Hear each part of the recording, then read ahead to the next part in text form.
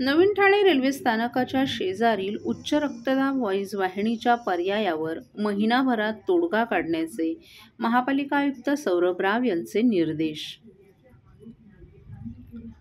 ठाणे आणि मुलुंड दरम्यान होत असलेल्या नवीन रेल्वे स्थानकाच्या शेजारील उच्च दाब वीज वाहिनीच्या पर्यायावर महिनाभरात तोडगा काढण्याचे निर्देश महापालिका आयुक्त सौरभ राव यांनी दिले आहेत. ठाणे आणि मुलुंड दरम्यान मनोरुग्णालयाच्या लगत ठाणे स्मार्ट सिटी अंतर्गत नवीन रेल्वे स्टेशन बांधण्यात येत आहे. यामध्ये रेल्वे परिचलन क्षेत्रामधील ट्रॅक बांधणं, रेल्वे स्टेशन इमारत बांधकाम बांधणं आदी अनुषंगिक कामं रेल्वेकडून, तरी परिचलन क्षेत्राच्या बाहेरील डेक, रॅम्प आदी अनुषंगिक कामं स्मार्ट सिटीच्या वतीनं करण्यात येत आहेत. या कामाची पाहणी महापालिका आयुक्त सौरभ राव यांनी नुकतीच केली. यावेळी अतिरिक्त आयुक्त संदीप माळवी, अतिरिक्त आयुक्त प्रशांत रोडे, उपनगर अभियंता सुधीर गायकवाड, कार्यकारी अभियंता धनाजी मोटे, महावितरणचे अधिकारी आदीही उपस्थित होते. या पाहणीदरम्यान या प्रकल्पाशी निगडीत वेगवेगळ्या विषयांची आयुक्त राव यांनी माहिती घेतली. मध्य रेल्वेच्या मार्गावरून जाणाऱ्या उच्च दाब वीज वाहिनीमुळे काम थांबू नये यासाठी आयुक्तांनी महावितरणच्या अधिकाऱ्यांना 15 डिसेंबरपर्यंत तात्पुरती उपाययोजना आणि महिनाभरात पर्यायी उपाययोजना काढण्याचे निर्देश दिले. तसंच या वाहिनीचा टॉवर हटवून ही वाहिनी भूमिगत करण्याबाबत रेल्वे, महापालिका आणि महावितरण यांनी एकत्रित मार्ग काढावा असंही आयुक्तांनी सांगितलं. नवीन उपनगरीय रेल्वेच्या स्थानक कामामुळे बाधित होणाऱ्या झोपडीधारकांचं पुनर्वसन करण्याबाबतही तात्काळ कार्यवाही करण्याचे निर्देश आयुक्त राव यांनी महापालिकेच्या अधिकाऱ्यांना दिले आहेत. या पाहणीदरम्यान आयुक्त राव यांनी आत्तापर्यंत झालेलं काम तसंच मेट्रो मार्गाचं काम, पूल आदी या कामांचाही आढावा घेतला. हिंदू समाजाचा हा मूक मोर्चा म्हणजे जागृती आणि एक प्रकारे इशारा आहे. एक है तो सेफ है असं सूचक वक्तव्य करून आमदार संजय केळकर यांनी बांगलादेशात हिंदू समाजावर सुरू असलेल्या अत्याचाराचा निषेध केलाय. तर आमदार निरंजन डावखरे यांनी देश सुरक्षित ठेवायचा असेल तर अशाच प्रकारे आपण एकत्र राहायला हवं असं आवाहन केले. सकल हिंदू समाज आणि तमाम हिंदू संघटनांच्या वतीनं बांगलादेश विरोधात ठाण्यात काढण्यात आलेल्या मूक मोर्चाला उत्स्फूर्त असा प्रतिसाद मिळाला. या मोर्चामध्ये एकवटलेल्या हजारो हिंदू बांधवांनी हाती भगवे ध्वज आणि बांगलादेश विरोधातील फलक झळकवले. हाताला काळ्या फिती लावत त्यांनी निषेध व्यक्त केला. एक राहाल तरच सेफ राहाल असं आवाहन त्यांनी उपस्थितांना यावेळी केलं. महाराष्ट्रातील भगिनींना आधार देणारी राज्य शासनाची मुख्यमंत्री माझी लाडकी बहीण योजना. या योजनेअंतर्गत अल्प उत्पन्न गटातील 21 ते 65 वयोगटाच्या भगिनींना मिळणार दरमहा 1500 रुपयांची मदत. अर्ज करण्यासाठी 31 ऑगस्ट 2024 पर्यंत मुदतवाढ. कुटुंबाचं वार्षिक उत्पन्न 2.5 लाख रुपयांपेक्षा कमी असलेल्या महिला पात्र. कुटुंबाकडे पिवळं किंवा केशरी रेशन कार्ड असल्यास उत्पन्नाचा दाखला आवश्यक नाही. पांढरं रेशन कार्ड असेल किंवा रेशन कार्ड नसेल तर कुटुंबाचं वार्षिक उत्पन्न 2.5 लाखांपेक्षा कमी असल्याचा दाखला आवश्यक.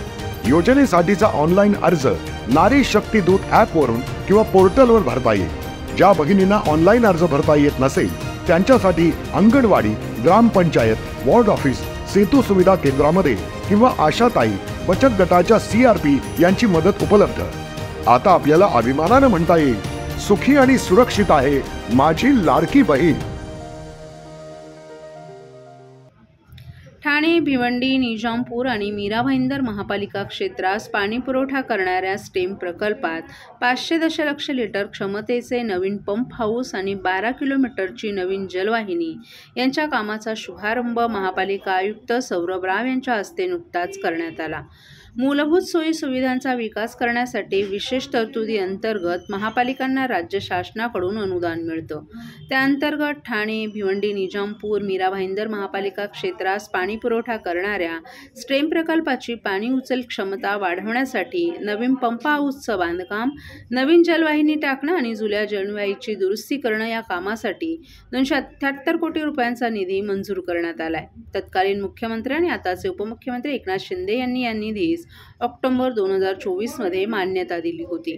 तांत्रिक मान्यता होऊन सुमारे 3 वर्ष प्रलंबित राहिलेल्या या प्रकल्पासाठी ठाणे महापालिका आयुक्त सौरभ राव यांनी पाठपुरावा केला होता. स्टेम अंतर्गत येणाऱ्या महापालिका क्षेत्राची वाढीव पाण्याची आवश्यकता लक्षात घेऊन नवीन पंप हाऊस आणि नवीन जलवाहिनी यांचं काम पूर्ण करण्यासाठी 2 वर्षांचा अवधी देण्यात आला असला तरी ते काम 1.5 वर्षातच पूर्ण करावं. त्यामुळे या परिसराला कोणत्याही अडथळ्यांशिवाय पाणी पुरवठा करणं शक्य होणार आहे. तसंच भविष्यात वाढीव पाणी उपलब्ध झाल्यास तेही या यंत्रणेमार्फत पुरवणं शक्य होईल असंही महापालिका आयुक्त सौरभ राव यांनी स्पष्ट केले.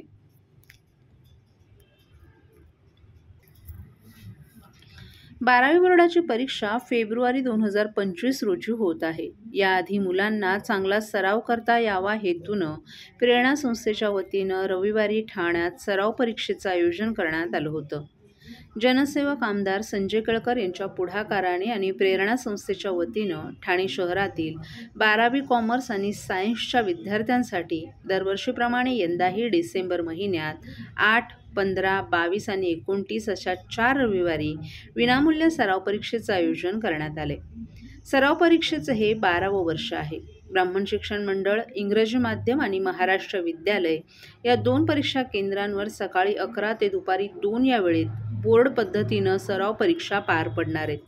8 तारखेला सायन्सचा फिजिक्स तर कॉमर्सचा इको हा पेपर असणार आहे. तर 15 तारखेला केमिस्ट्री आणि BKचा पेपर, तर 22 तारखेला सायन्सचा मॅथ्स आणि OC आणि 29 तारखेला सायन्सचा बायो आणि कॉमर्सचा मॅथ्स असे 4 रविवार हे पेपर होणार आहेत. रविवारी 8 डिसेंबर रोजी या सराव परीक्षेला मोठ्या उत्साहात सुरुवात झाली. यावेळी आमदार संजय केळकर यांनी उपस्थित राहून विद्यार्थ्यांना शुभेच्छा दिल्या. प्रेरणा प्रतिष्ठानचे पंढरीनाथ पवार, संतोष साळुंखे आदींसह इतर मान्यवरही उपस्थित होते. या सराव परीक्षेला 1200 पेक्षा जास्त विद्यार्थी बसले आहेत. विद्यार्थ्यांच्या मनातील परीक्षेची भीती निघून जावी आणि सहजरित्या आणि सोप्या पद्धतीनं त्यांना पेपर लिहिता यावा, त्याचा सतत सराव व्हावा याकरिता ही सराव परीक्षा आयोजित केली जाते. त्यामुळे विद्यार्थ्यांचा आत्मविश्वास वाढणार आहे. मुख्य बोर्डा परीक्षा याआधी परीक्षेमुळे मुलांचा चांगला सराव होतो. तसंच त्याचा फायदा मुलांना बोर्डाच्या परीक्षेत नक्की होईल असा विश्वास आमदार संजय केळकर यांनी यावेळी व्यक्त केला. सराव परीक्षेला सुरुवात झालेली आहे. काय मूळ उद्देश आहे या परीक्षेचा? नाही, दरवर्षी आम्ही 12वीच्या विद्यार्थ्यांकरता सायन्स, कॉमर्स या दोन्ही फॅकल्टीमधल्या विद्यार्थ्यांकरता सराव परीक्षा घेतो. आता एक तप झालेला आहे आणि आम्हाला 12 वर्षात फार चांगला अनुभव आलेला आहे. हजारो विद्यार्थी एकतर या सराव परीक्षेत भाग घेतात आणि ते त्यांच्या दृष्टीनेही चांगलं आहे. कारण की आपण जसं म्हणतो की प्रॅक्टिस मेक्स मॅन परफेक्ट, त्यामुळे या सराव परीक्षेच्या माध्यमातून त्यांना अवगत होतं की आपण कुठे कमी पडतोय, काय आपण करायला पाहिजे. आता 12वीची परीक्षा जी आहे ती फेब्रुवारीमध्ये आहे. त्याच्यामुळे हा डिसेंबरचा पूर्ण महिना जो आहे तो सराव परीक्षा होईल आणि मधल्या काळामध्ये त्यांना अनेक सुधारणाला वाव मिळेल आणि त्याचा फायदा जो आहे तो गुणवत्तेत देखील होतो. आणि त्याच्यामुळे या शहरातल्या विद्यार्थ्यांकरता विविध उपक्रमाच्या माध्यमातून त्यांची गुणवत्ता वाढण्याकरता आपणही काही प्रयत्न करायला पाहिजे या हेतूने आम्ही काम करतोय आणि त्याचा खूप मोठा उपयोग आणि म्हणूनच फार मोठा प्रतिसाद जो आहे तो या सराव परीक्षेला मिळतो. आणि सराव परीक्षा झाल्यावर प्रत्यक्ष परीक्षा जेव्हा होते त्यानंतर देखील आम्ही तो त्यांचा पाठपुरावा सोडत नाही आणि कोण होणार ठाण्याचा टॉपर अशा प्रकारची एक त्यांना कॉम्पिटिशन आम्ही लावतो आणि जे गुणवत्ताधारक शहरामधले आहेत त्यांना चांगल्या पद्धतीचं अवॉर्ड देतो. त्यांना प्रोत्साहन देण्याकरता एक मोठा कार्यक्रम घेऊन त्यांना मार्गदर्शन आणि त्यांना अवॉर्ड देण्याचा कार्यक्रम हे देखील करतो. मला वाटतं शैक्षणिक जगतामध्ये विद्यार्थ्यांना पाठबळ देत असताना त्यांना अशा प्रकारच्या परीक्षेच्या माध्यमातून देखील त्यांना सराव होण्याच्या दृष्टीने हा उपक्रम जो आहे तो अत्यंत फायदेशीर आहे आणि त्यामुळे शिक्षक, पालक आणि विद्यार्थी हे सगळेच जण या सराव परीक्षेच्या उपक्रमाला प्रोत्साहन देतात आणि सहभागी होतात.